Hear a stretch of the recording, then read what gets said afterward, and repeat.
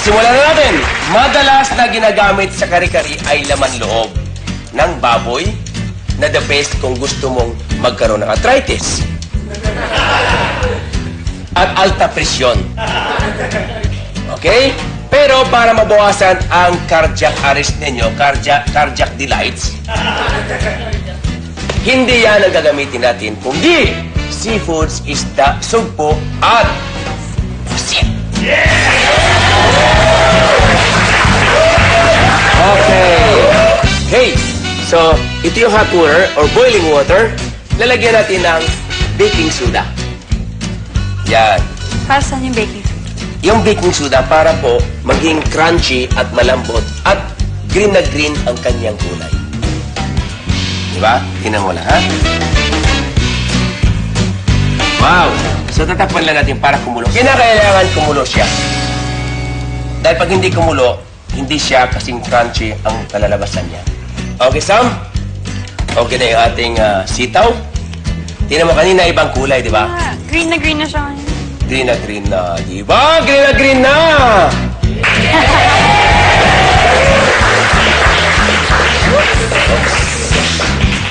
Green na green na. Okay, next. This one is kulay green.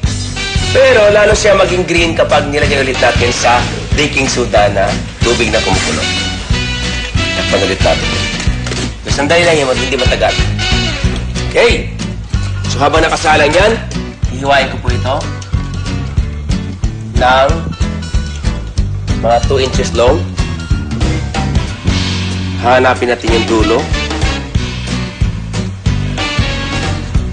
Yan. Okay. So, lagyan natin, putulin natin dulo. Alright. Ikaw ba, Sam, kumakain ka ba ng kare-kare? Oo naman. Ayan. Pero hanggang gulay lang. Hanggang gulay? Ayoko yung laman loob. Kaya nga, seafoods ang ginawa ko ngayon. Din alam kong ayaw mo ng laman loob. Yan. Sige mo rito. Ang ganda ng kulay, di ba? Now, kunin natin ulit. Sandali lang i-blanch yan. Hindi pwede matagal. The color. What is the color of my teeth? No, just kidding. It's green! Yes.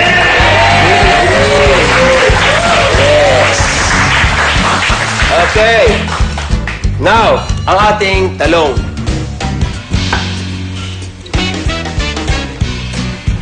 Takpan ulit natin. Isabay na po natin yung itong tinatawag natin na banana blossom. Konti lang. Kasi sisam lang na magkakain. Okay? Yan. Pagkulo niyan, sandali lang yan. About 5 minutes, you have your kari-kari. Silagay ko dito sa bowl.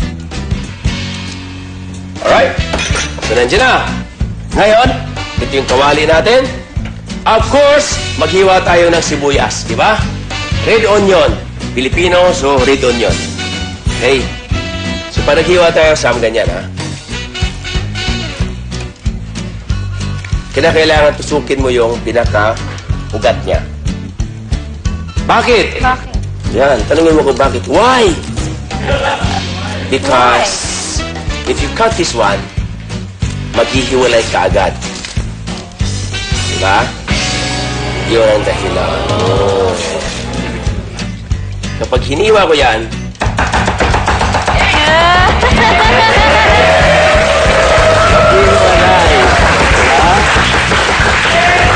okay ba? Madaling maghiwalay. Okay. Are you ready? Ready. Okay. Now, kunting atsuete. Take muna. Now, the onions. Lalagyan natin ng brandy. Huh? Yeah, brandy.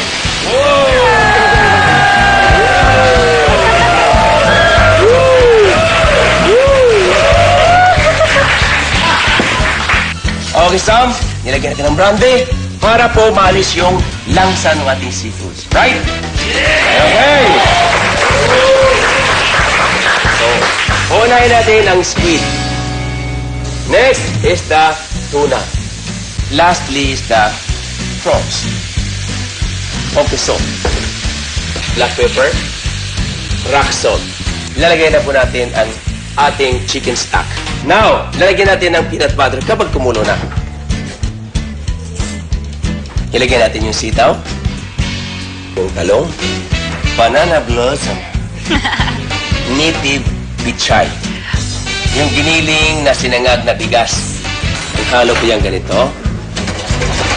Okay? Uhu! Uhu! Uhu! Uhu! Yes! Pakuloy ng konti. Now, mayroon tayong tinatawag na bagoong. Nilagyan ko lang ng bagoong to.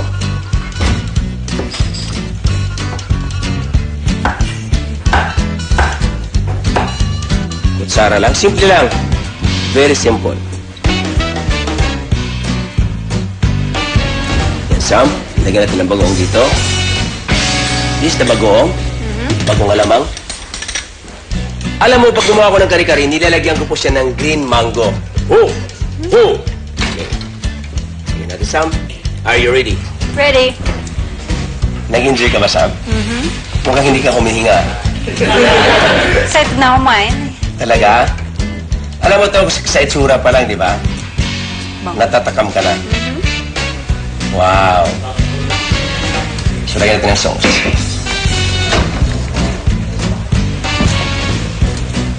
Wow. What a nice!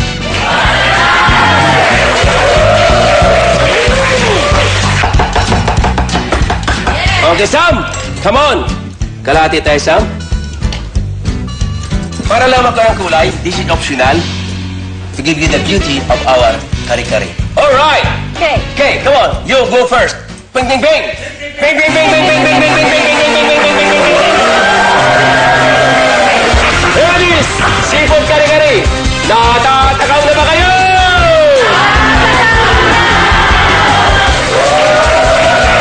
Yes! Kain na ba?